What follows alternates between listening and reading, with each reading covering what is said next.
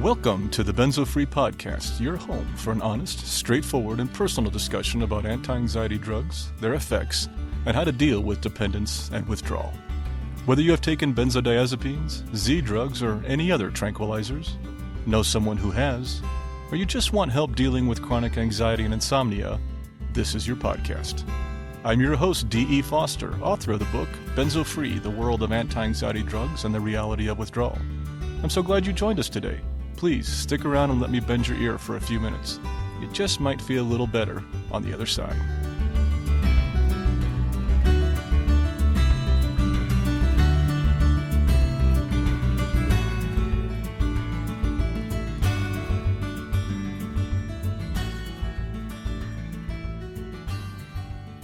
Hello there, this is Dee, and welcome to episode 42 of the Benzo Free Podcast. Hey, it's just me. I'm standing in front of my microphone here staring at these long strips of fabric that my wife has washed and hung up on a rope in front of my desk. Don't ask.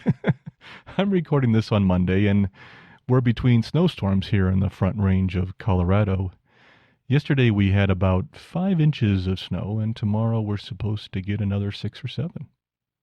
I realize that this may be a depressing type of thing for some of you, but for me, it really warms my heart. I know it means I'm a bit weird, but come on, you kind of knew that by now, didn't you? I'm going to keep our introduction short today since we have a lot to cover in our feature, but I do want to mention 2 quick things before we move on. First, as I mentioned before, and thanks to those who have already responded, but I'm heading out next week for my road trip to Florida. And wandering along some mid-Atlantic states and southeast states and maybe even northern states on the way back, who knows. So if by chance you would like to meet up or even record something for the podcast or not, and just say hi, let me know, and we'll see if we can make our schedules fit together. Our plans are pretty loose on the way home, so I can't say yet when and where I will be places, but my wife and I will start our drive back, I think, on Sunday, the 17th of November, and hope to catch up with a few of you throughout that week as we work our way back to Colorado. And the second thing today is I want to ask you a favor today. It's not a big favor. You don't have to quickly turn off the podcast or anything and think I'm asking something huge of you. This is a small favor. There are hundreds of unsung heroes out there in the benzo community who are helping others. I've received some emails from some of them over the last several months, and it reminds me of the amazing work so many others are doing. Some of these are on the discussion boards or even administering the discussion boards like Benzo Buddies and so many others. Others are working with some other organizations like BIC or WBAD or the Alliance or all these other great places. Or others are IMing or tweeting or texting with friends they've met online and forming in-person or virtual support groups to help out each other. And others are helping me with Benzo Free by doing research or helping me organize or even starting to help me with some blog articles. I host a podcast with several hundred downloads a week, and many of you have written to me to tell me what the podcast has meant to you. And it is wonderful. I love getting those. Please, I hope it never stops. But so many others never get any gratitude for all the help they provide, and they deserve it. They are the ones doing the real work in the trenches, one person at a time. So my favor is this. This week, reach out and say thank you. Just say thank you to those who have helped you along the way. Many of them have a thankless job and, unlike me, don't get the feedback. And they need to. Just say thanks. Trust me. It goes a long, long way. Today we're going to have almost our normal format. We will have our introduction, mailbag, Benzo story, and feature, but the only change here is our mailbag is going to be pushed to the end of our feature, because our mailbag will be dedicated to tapering today. And I thought it would be great to have that as a Q&A on the end of our feature, so that each of the questions and comments we're covering are about tapering. Today our feature, just like I mentioned, is how to taper from benzos. This is part 2 of our 2-part series on tapering. Part 1 was released last week. Go check that out if you haven't listened to it yet. This is an in-depth look at the process of tapering from long-term benzo use. There are 8 parts of this series, and we're going to cover the last 4 parts today. And before I move on, I do want to mention, of course, that we need feedback, questions, comments, stories, suggestions, corrections, additions. This is your podcast, and the more content I can share from you, the more benzo-free becomes the community it was designed to be. So please, tell us what you think. Visit our feedback form at benzo-free.org/feedback, or email us at podcast@benzo-free.org, or comment directly on the podcast blog itself for others to see. And don't forget to sign up for our mailing list at benzo-free.org/subscribe. And one last thing, the Benzo Free podcast is for informational purposes only and should never be considered medical advice. If you're listening to this podcast on one of our providers, please leave feedback on that carrier. This does help new listeners find us. Okay, let's move on to our Benzo Story. Today's story is from Sarah in San Diego, California. Sarah has a unique situation and a question about her taper, and I thought it was a perfect story to share today with our feature topic. Sarah writes, "Hi Dee. I am so grateful to have someone knowledgeable to talk about this. Thank you. I was first prescribed Klonopin about 17 years ago when my son was diagnosed with special needs, and I was so anxious I could not sleep or eat. Anyway, the next 5 years after that, I took it rarely, maybe 4 to 5 times a year. Then about 12 years ago, a doctor told me it was good as a mood stabilizer. I used to have a lot of mood swings.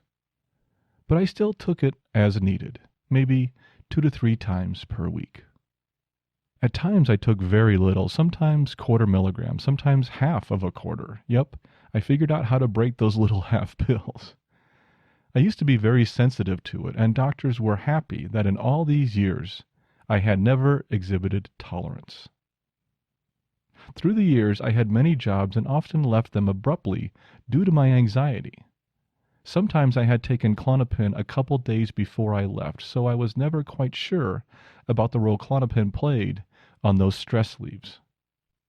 This past year, I have been on it quite consistently. I have also been the most consistent in holding a stressful job. I have probably taken it daily the last 12 months, maybe skipping 1 to 2 days max here and there. And yes, at days 2 to 3, I have had hard time sleeping and felt even more anxious. I have probably not taken it 1 to 2 days per month this past year, and the PRN dose that I've needed did increase this year. Often, I would take 0.5 milligrams 2 times a day, sometimes 0.75 1 time per day. Anyway, it's all so confusing. Then, if I couldn't sleep, I would add Ambien to the mix. I have a prescription for Ambien PRN as well, and take that sometimes 2 times per month, sometimes 2 times per week. I found a doctor that knows about the Ashton Manual. However, because I was engaged when I met him about 4 months ago, he suggested I wait until after my wedding to taper. Anyway, this brings us to the more recent present. I got married at the end of September. I wanted to start getting ready to taper, but then I was stumped. I can't find any information on what dose to take if the dose I was on before varied all the time. I first guessed and started taking 0.5 milligrams daily, but that was way too little. I could tell because I got really depressed, anxious, and was afraid to lose my job. I really can't lose my job. I called the doc. He told me to increase it, so I'm now at 0.625. I am very anxious, hard to sleep, etc., but I've been at 0.625 for about 10 days, and it's tolerable. I don't yet have any of the intense other symptoms I've heard about. Hopefully, I won't get them, but my symptoms are increasing. If I called the doctor, he would tell me to increase my dosage again until I don't feel symptoms, and believe me, it's tempting. But I'm hoping I don't have to increase the dosage at this point. So I will be meeting with the doctor soon. On the phone, he told me that taking Klonopin PRN is a very bad idea. I am not quite sure what to believe. It seems the doctors are guessing too. So anyway, now I'm taking it regularly. Just FYI, I hate taking it regularly. I used to not take it for social occasions or to do yoga or to do my songwriting, and now I feel a little out of it all the time. Creativity gone. I guess this is the way to taper and to eventually quit taking it once and for all, but I just wanted to find out if you had heard otherwise or had heard of a similar situation. My guess is there are tons of people taking it PRN, and maybe Ashton mentioned a method for them to taper. I believe my doctor wants me to be on a stable dose, switch me to Valium, and then start the taper. I feel like I'm being a guinea pig with no real protocol to follow. The main thing is that I have to keep my job. If it comes down to either losing my job or going back on Klonopin as needed, I will probably go back on the Klonopin. Scary. Anyway, thanks for reading this. Sarah. Thanks, Sarah. I'm so glad you shared your story with. And first of all, congratulations on your wedding. That's wonderful news. I'm so happy for you. And I'm so sorry for all the pressures you've had on your life. I know it can seem insurmountable at times.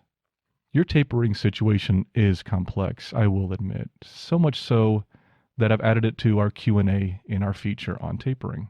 So I won't respond to that question right here. Still, confusion of how to go about this is common, which is the primary reason I'm doing this feature today and this podcast as a whole. I wrote my book on benzos in a Q&A style primarily because that is what we have. Questions. When you find yourself on benzos, you have hundreds, maybe thousands of questions and very few answers. I know that was my experience, and I hear that from so many of you too. The pressures you have on your life make everything harder, and the complications this medication has brought with it has only added to it. But I know you'll get through this. Thanks for trusting me with your story, and please keep in touch and take care. And don't forget, we still need stories. I only have a few in the queue right now, and I can always use more. Just go to our feedback form at benzo-free.org/feedback to share your story, or send an email to podcast@benzo-free.org. Now let's move on to our feature. Today, our feature topic is how to taper from benzos. This is part 2 of our 2-part series on tapering. If you haven't listened to part 1, you might want to go back and listen to episode 41 first. It might make more sense that way. And as many of you know, I can't really advise you on how to taper from any drug, or even to taper, or even to withdraw. And even though I mentioned this in part 1, I'll say it here one more time. I am not a medical professional, and that this is not medical advice. It is for informational purposes only. I know I just said that, but I can't help myself sometimes. I encourage you that if you choose to taper from benzos, work with your doctor. If you don't have a doctor who will work with you, as many of you had told me, then try and find one who can. One who will listen. Even if he or she is not benzo wise, you still need someone who will work with you. Trust me, this process is much easier if you have a medical professional with you on your team. Now, before we get back to our 8 sections on tapering, I do want to share one comment from a listener up front today, because she pointed out an oversight I made in part 1. This is from Sarah in Forest Grove, Pennsylvania. No, not the Sarah who shared her story just a few minutes ago. That's Sarah with an H.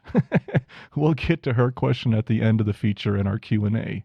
This is from another Sarah, no H in her name, and she had a wonderful comment I really wanted to share up front with you today. Sarah writes, I just wanted to add one suggestion: dry micro taper. I have been following Ashton since May. Klonopin 1 milligram crossover to Valium. Have gotten down to 5 milligrams Valium and was feeling pretty lousy. I had a conversation with another member of Facebook Benzo support, and he suggested a dry micro taper using a jewelry scale, cheap on Amazon, and reducing by 0.001 to 0.003 grams per day. I use a nail file to reduce, then weigh. Well, it's great. Been doing this for 2 weeks now and symptoms are very minor. He suggested that at that rate, your body barely misses it. And it's true. Believe me, not totally gone, but a whole lot better than larger cuts every week to 2 weeks. Anyway, thought I would add this suggestion as I have seen it work great for a few people. I really want to thank Sarah for this comment. I did plan on adding dry micro tapering to the methods section in last week's podcast, and I forgot. No other excuse. I just forgot to put it in the script and didn't catch it when I recorded it or edited it. That's my fault. So thank you, Sarah, for sharing that here and reminding me. Sarah is correct. Many people I know have had success with a dry micro taper. This is helpful especially with more potent benzos like Xanax and Klonopin if you choose not to substitute, but also for less potent ones like Valium. Some people use a nail file, others a razor, and many use a jewelry scale which can be found, like she mentioned, on Amazon, if you want to get one to help you measure. The trick is to cut off very thin shavings, almost of a powder, and then weigh the pills to make sure you're getting exact doses. As Sarah said, many people have found that this method of taper has helped them manage their symptoms, especially in between doses. Still, I have seen others who have said that since diazepam has such a long half-life, microtapering is not needed and shouldn't really affect your symptomology. I say, do what works for you. If you have found that microtapering has helped you ease your symptoms during your taper, then I think it's a grand idea. We are all different, and each of us will need different tools and techniques to help us through. So thanks, Sarah. That was a great addition to our feature. And now on to our regularly scheduled programming. Another one of those phrases that dates me, doesn't it, I guess? It seems like there are more and more of those every year, and I thought I was getting younger. I guess I'm not. Our feature on tapering is broken down into 8 sections. Last week we covered 1, the decision, 2, the method, 3, the schedule, and 4, the preparation. Today we will address 5, complications, 6, the symptoms, 7, the final dose, and 8, the other side.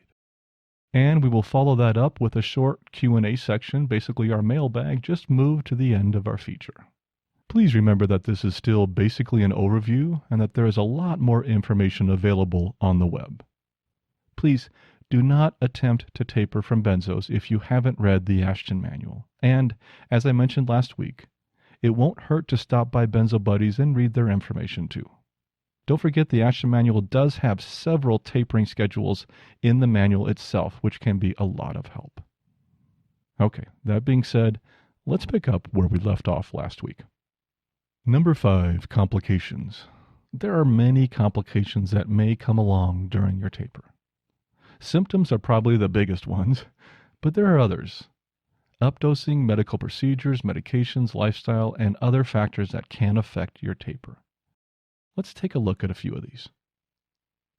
One of the difficult quandaries many of us face is the question of updosing. Updosing is a term meaning increasing your dosage, even if it's just temporary during your taper. Updosing is not recommended by most experts, and many agree that it should be avoided as much as possible. Evidence shows that people who raised their dosage during taper had a more difficult time withdrawing once they decided to start again. The general rule is to go down in dose or stay put, but don't updose unless your symptoms are unbearable or life-threatening. Now, both updosing and reinstating once you are benzo-free can trigger a process called kindling. Kindling is still somewhat of a mystery, but we know it happens. Some people have gone back on benzos for some reason or another once they become benzo-free or updosed significantly. And when they decide to withdraw again, it's often harder than it was the first time. Still, this doesn't mean that you can't successfully taper anyway. It just might be a little harder. Please speak with your doctor if you feel the need to updose to handle your symptoms. and make sure you're educated and know what you're doing before you make the decision. Another possible complication are medical procedures. Life continues, even when we're going through benzo withdrawal. People break bones, get ill, even have cancer while going through benzo withdrawal. And this complicates your taper. This is when, more than almost any other time, flexibility is key. You may even have to stop your taper for a while, months perhaps. Again, there is no one size fits all. One of the factors that can come along with a medical procedure is the common use of benzodiazepines in the procedure itself. Benzos are commonly given for a variety of medical procedures, including outpatient tests, biopsies, preventative care, and with other more serious surgeries and treatments. Midazolam Versed is a very common benzo in minor surgical procedures. It has a very short half-life, only about 1 to 6 hours, which makes it quite effective for this situation. But others like Valium and some other benzodiazepines have been used as well, often as a precursor to a surgical procedure to ease the anxiety of the upcoming event. Now, the fear that we have about taking this one-off benzo during our taper, or even after for that matter, is very common. It's one I still have somewhat today. Will this be a setback in my taper or recovery? Will I have to start all over again? Let's check back with Ashton on this one. Ashton says, benzodiazepines are of value as pre-medication before major operations and for sedation and amnesia during minor medical procedures. Yet many ex-users are terrified that if they are given a benzodiazepine for these purposes, they will become dependent all over again. They can be reassured. A single dose of a benzodiazepine given for an operation does not bring back the addiction, although the stress of an operation may reawaken the anxiety symptoms experienced during benzodiazepine withdrawal. Symptoms reported under these circumstances have usually been the result of fear. Now, I have to admit that even with Ashton's reassurances that we just heard, I still wonder and would prefer to have procedures without benzos if I can. But if I needed to, I'd take one and trust that it would not set me back. This is a decision you have to make again with your doctor, like so many others. But it's information I thought you might want to know. Other medications can also cause issues during your taper and withdrawal. We've talked about many of these on the podcast before, and we're not going to go into all of them here. Still, I do want to mention one, and that's quinolones, or the full name, fluoroquinolones. Quinolones affect the same GABA receptors as benzodiazepines, and they can intensify withdrawal symptoms. They go by the common brand names of Avelox, Cipro, Factive, and Levaquin. Even without the complications of benzo use and withdrawal, this class of antibiotics is recommended only in very limited cases. Unfortunately, I didn't remember the warning in the Ashton manual before a urologist prescribed me Cipro for misdiagnosed prostatitis during my taper. Yes, another one of those mistakes, which very well may have contributed to my protracted withdrawal. I'll probably never know. There are other medications of concern, but we've discussed them in other podcasts, and we'll return to the subject again in a future episode. But for now, let's move on to lifestyle. Diet, exercise, vitamins and supplements, stress, and so many other lifestyle factors affect our taper and the success of our taper. Eating a healthy diet can be difficult during your taper. Digestive symptoms can severely limit some people's choices. Exercise can also be difficult. Some people can't even leave their homes for days at a time, and exercise can be too painful. Vitamins and supplements have helped some people, but have made other symptoms worse. And stress and anxiety is always a factor and should be reduced as much as possible in severe states of withdrawal. The main thing here to remember with lifestyle is to pay attention to diet, exercise, and stress, and anything else you put in your body during your taper. We can become extremely sensitive to external stimuli during this time. And it's important to watch and try and pay attention to what is causing complications. And there are a few other factors that could complicate your withdrawal. One factor that I really would like to mention here that can affect your taper is pregnancy. Unfortunately, benzos and pregnancy don't mix well. But if you find yourself pregnant and on a long-term benzo, don't panic. There are choices and doctors who can work with you and help you manage your concerns.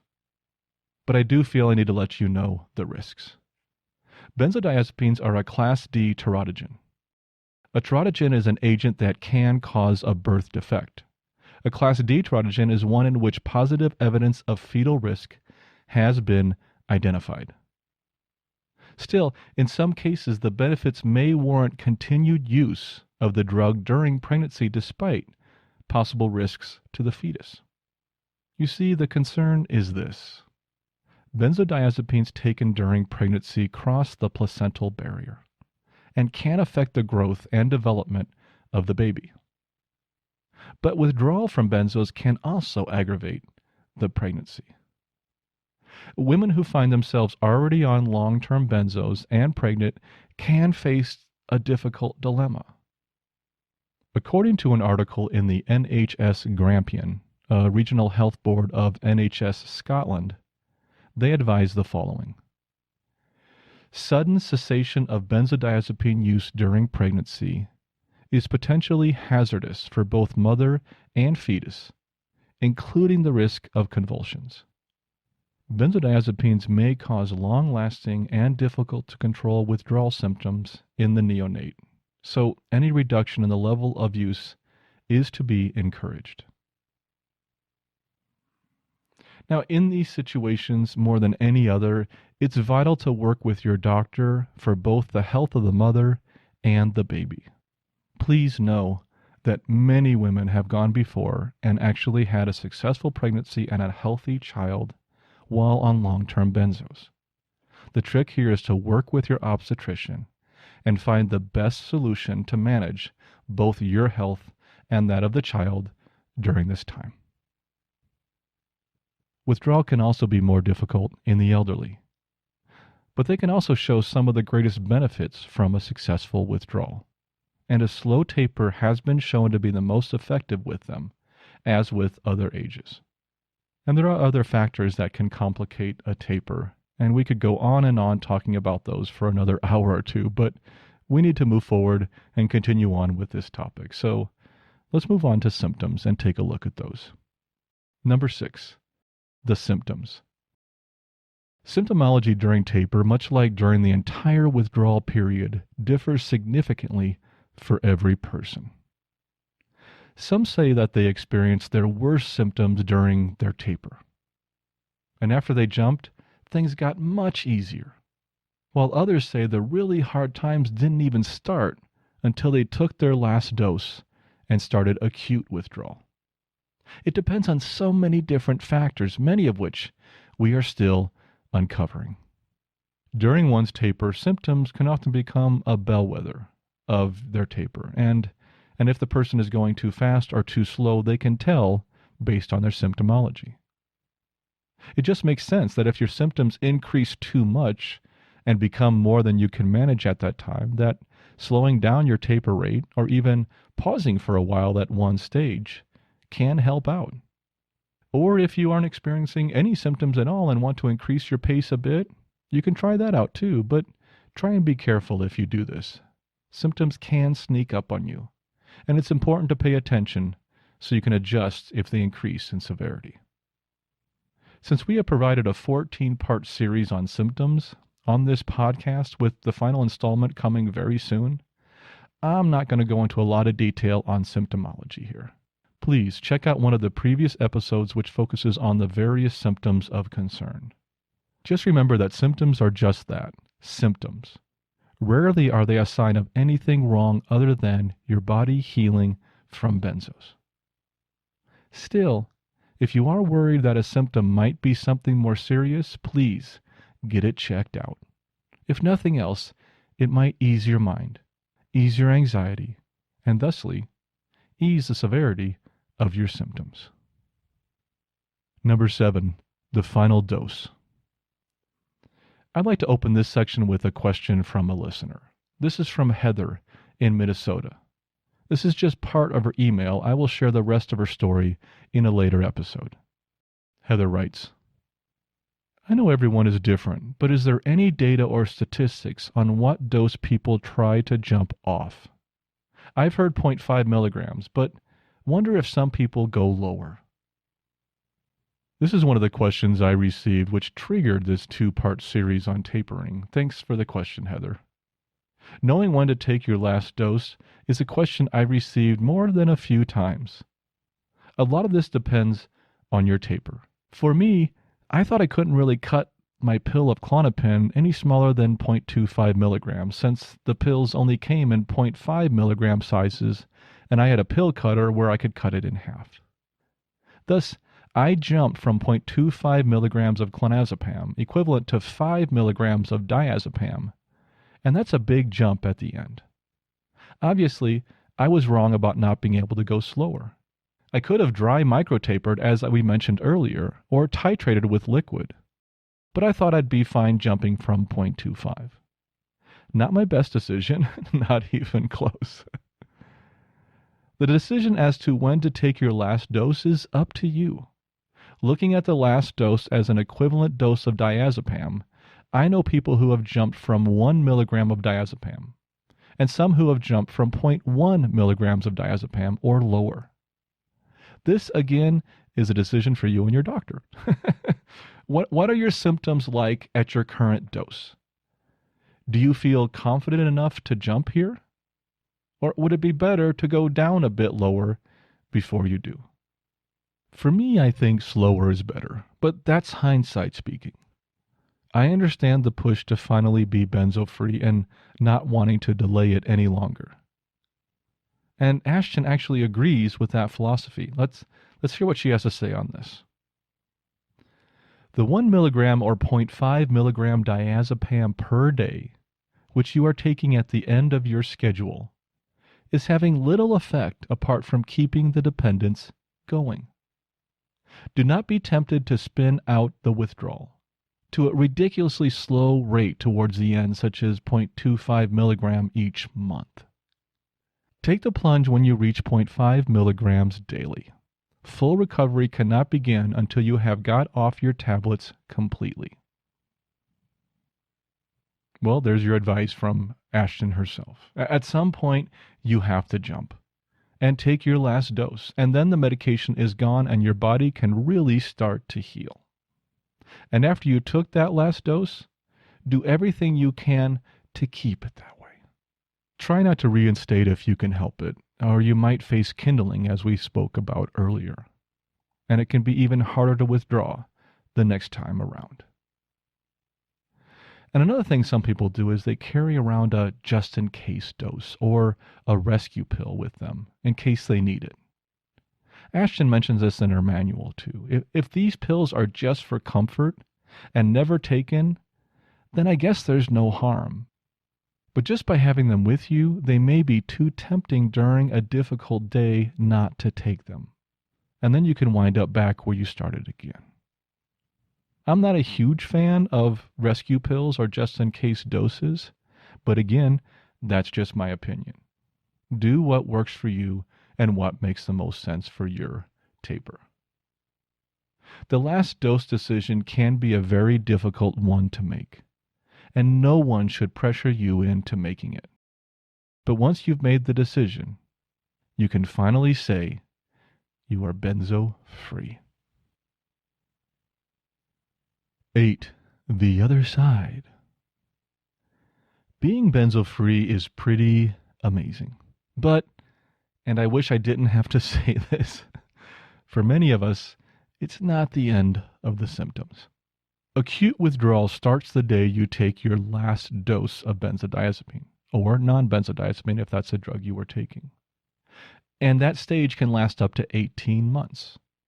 Now, that doesn't mean that acute withdrawal lasts 18 months. It just means that if you're in the 10 to 15% group who still have symptoms after 18 months, that you are now in the next stage, protracted withdrawal. 18 months is the standard time frame most use for the start of protracted withdrawal and the end of acute withdrawal. Acute withdrawal is called that for a reason. It can be difficult. I wish I could give you only good news here, but that wouldn't be honest, and I promised up front I would always be honest with you. For some, things start to get better in acute withdrawal. They get more windows and they become fully healed, and that is awesome for them. I am really happy for them. I mean that. I really do. For the rest of us, acute withdrawal can become more difficult. It can be hard. It can be really hard. But that doesn't mean it isn't manageable. Not by a long shot. And for most people, that stage of acute only lasts 3, 6, 9 months or so. I think one of the reasons that acute is harder for many people is expectations. We are now benzo-free, so we should be back to normal, right? And that expectation makes our ongoing symptoms that much harder to manage. But still, it's just one more step to being healed, and it's temporary, and you will get through it. In fact, if you are educated on benzos, have some good tools for managing your fear and anxiety ready at hand, and have a good support system, have educated yourself, have a great team by your side, it can actually be easy.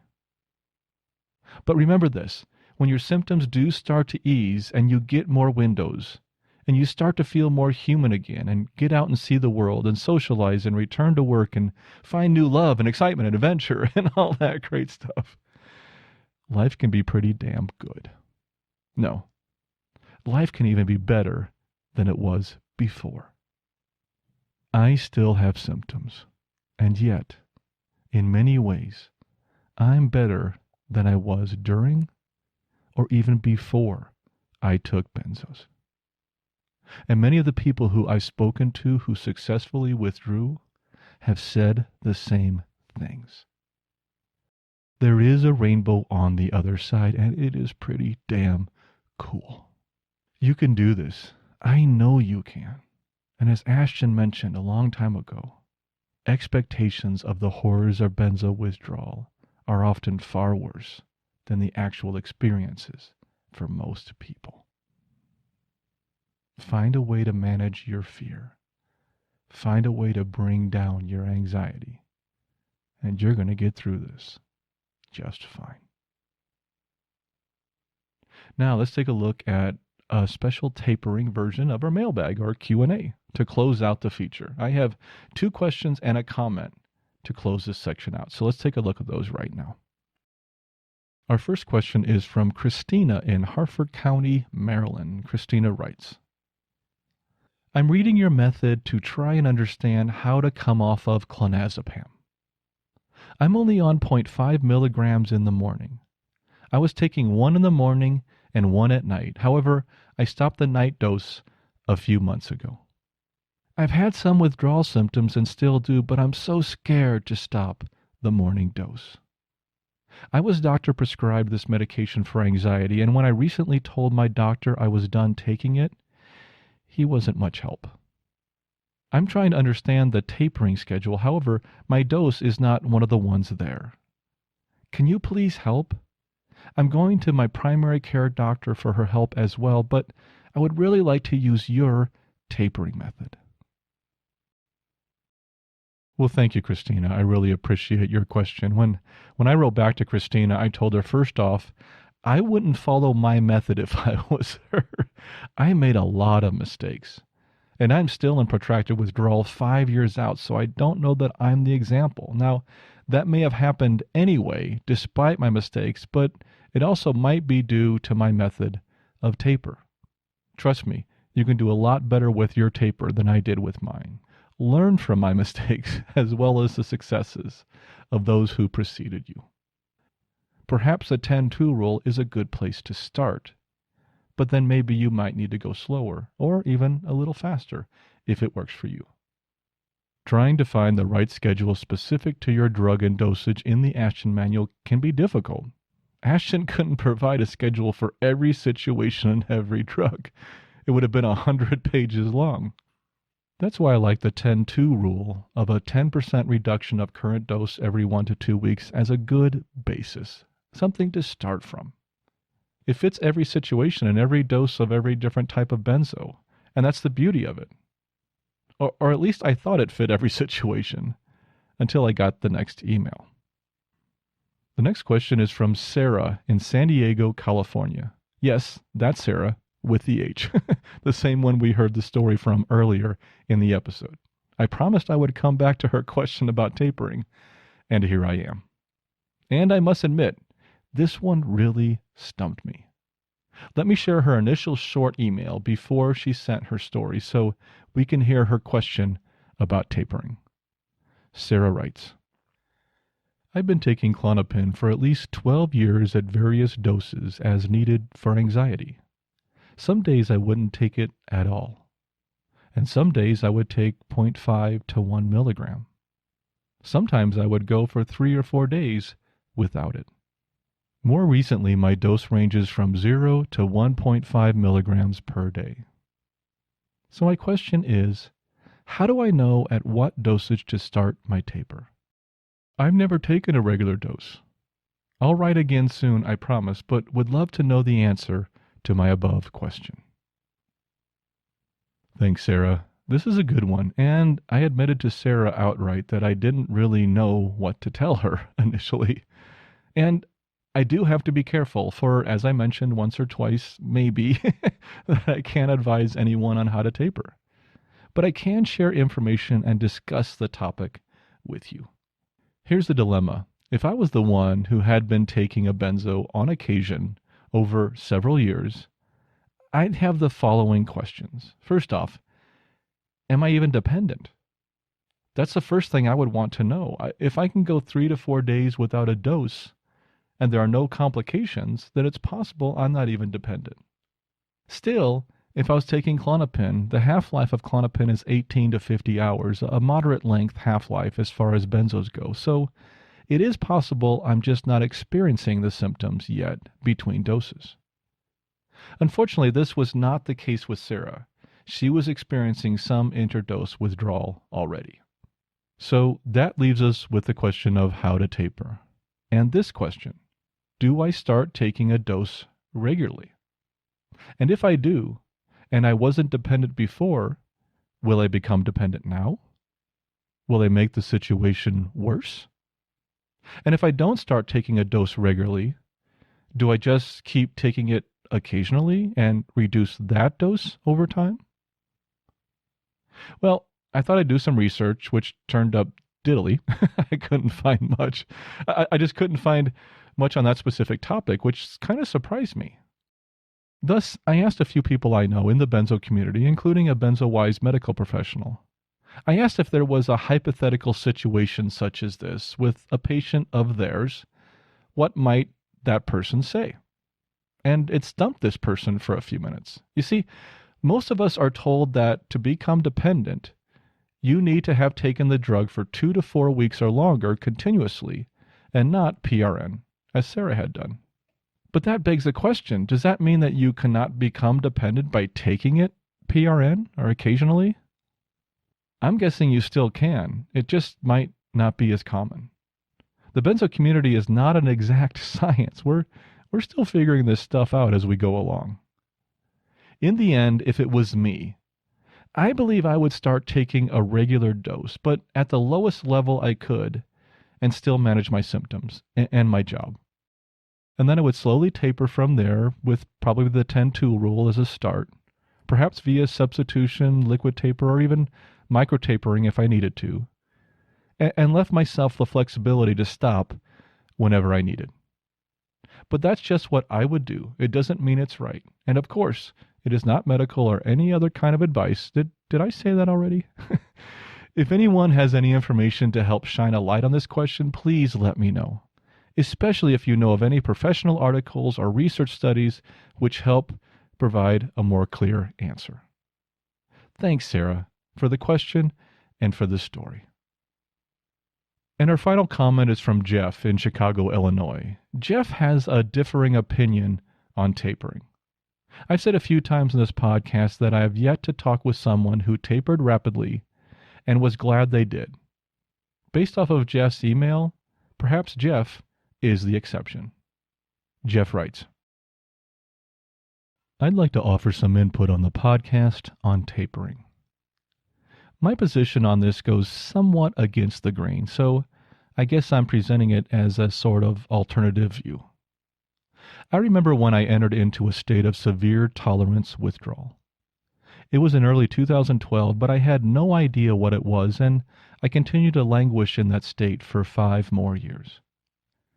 In 2017, I finally did massive research on benzos and decided to taper off. I was out of my mind with extreme anxiety, so before I began my taper, I tried updosing to see if I could stabilize. I was on 2 milligrams of Xanax and I tried going as high as 3.5 milligrams, but I got no response to it at all. The medication had completely lost its effectiveness, probably years before that time. When I started tapering, I experimented by making different sized cuts, some very slight and some very large. I literally felt the same regardless of how much of a cut I made. I really couldn't even tell that I was tapering. I had been so sick for so long that the taper didn't really make me feel any worse. In fact, I actually felt a little better because at the time, I was convinced that all I needed to do was to get off the drug and I'd recover quickly. So I was highly motivated to get off of it. I really could not see any reason to do a slow taper. I thought it would only prolong my recovery. I certainly could not have done a symptom-guided taper. My doctor actually slowed me down. He crossed me over to Librium, and my taper was finished in a total of 4 months. Now, you know that I'm doing very poorly. I am 28 months off and barely functioning, so a strong argument can be made that I should have done a much slower taper. But it's also possible that with a slow taper, my withdrawal experience would have been just as severe and drawn out over an even longer time. I have a strong hunch that my severe withdrawal is due to the fact that I took Xanax daily for 30 years and has little or nothing to do with my taper. What I do know is I followed my instincts at the time. Something told me to get off the drug as quickly as I was able, and that's what I did. I've heard that the best taper is the one that works. In other words, if you can get off the drug and stay off, then your taper worked. It's just so complex. I'm not sure if you will want to offer up this point of view on your podcast. I totally understand if you choose not to. But I do believe that if someone feels inclined to attempt a taper that isn't particularly slow, they should go for it. If they can't handle it, they can always slow down. Well, thanks, Jeff. I really appreciate the alternate look at tapering, and I thank you for sharing that with us. I understand where you're coming from, and even follow your logic. One thing I refuse to do on this podcast is suppress information. Jeff has a different opinion on tapering, and I believe you have the right to hear it. Here's the info. First off, and you've heard it 100 times on the podcast, but everyone is different, just as Jeff said. It is possible that a rapid taper was the best choice for Jeff. I can't argue that because we don't know. But that being said, I can tell you this. Most medical experts who have spent time with benzo patients and withdrawal over a long period of time, meaning they've stuck around long enough to see how long and how difficult protracted withdrawal might be in some people, recommend a slow taper. Jeff has a good point that you can start off fast and slow down if you need to, and that may work for some, but it also can trigger a severe wave, or even seizures and other severe complications in some. This may cause the person extreme distress or cause them to updose or worse. And going back to the previous dose may remedy the situation, but it also may not.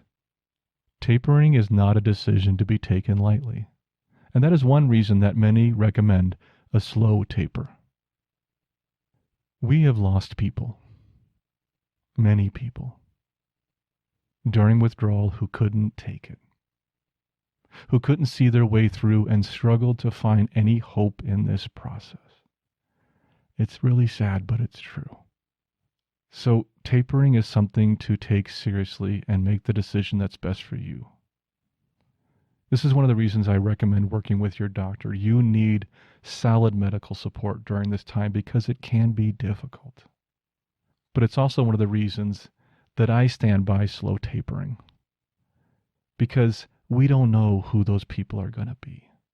And I'd rather you slowly taper, manage the symptoms as they come, than jumping in and going too quickly and having a bad reaction.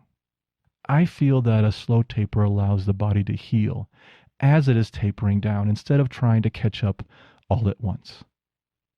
And the theory that it just drags out the suffering doesn't quite fit with what I've experienced and seen in so many people I've talked with.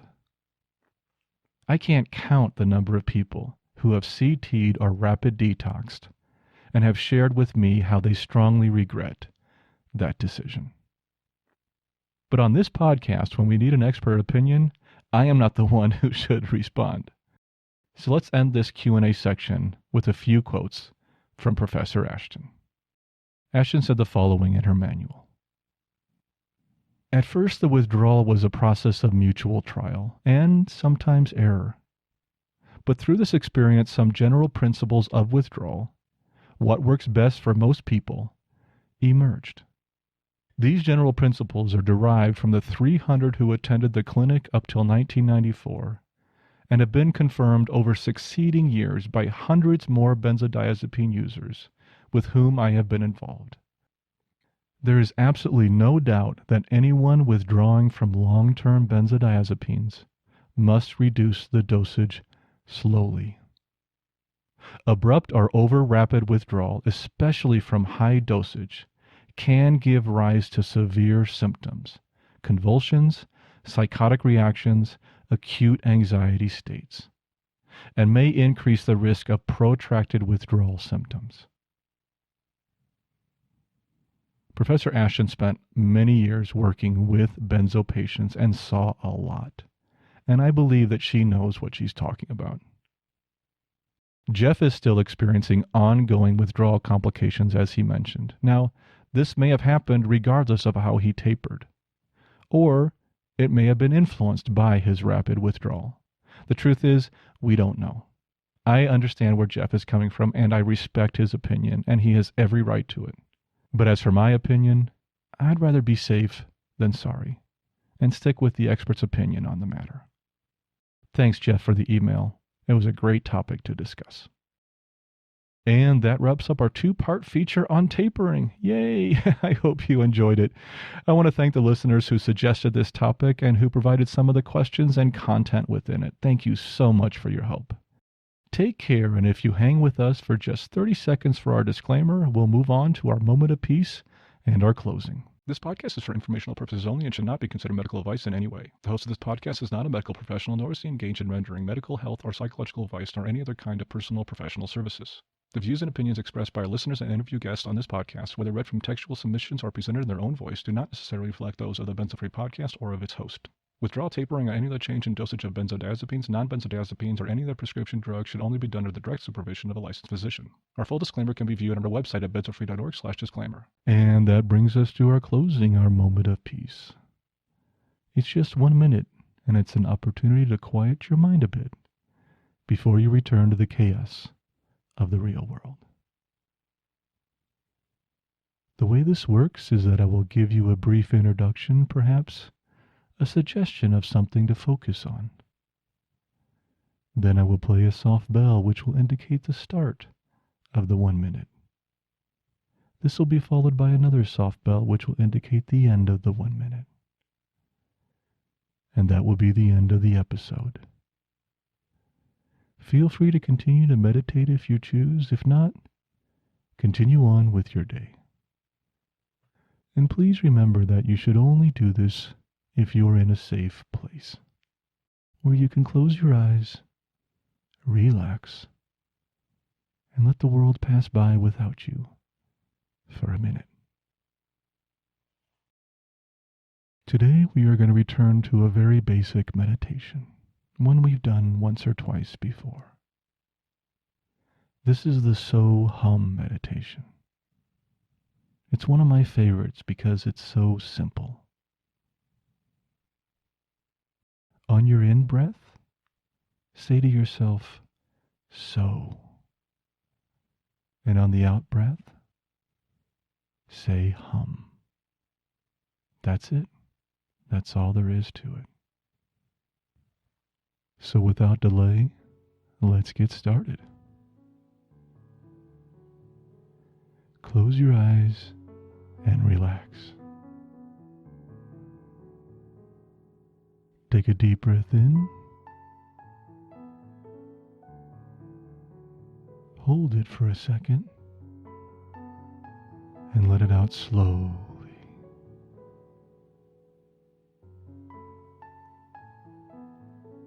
Let's do that again. Take a deep breath in. Hold it for a second and let it out slowly along with all the stress of the day. One more time. Take a deep breath in. Hold it for a second. Then let the breath out slowly, relaxing your entire body. Now just breathe slowly and naturally. And repeat the mantra to yourself. So-Hum.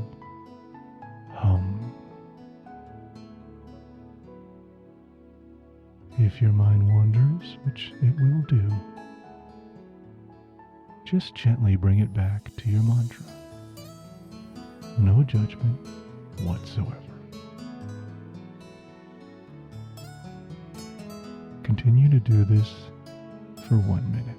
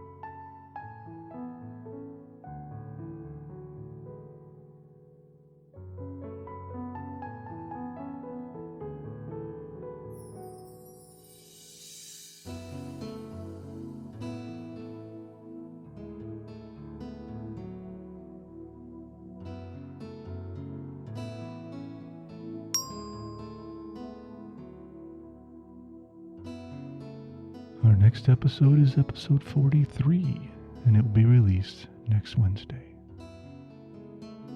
Thank you again for joining me today, and please let me know how we did. Keep calm, taper slowly, and take care of yourself.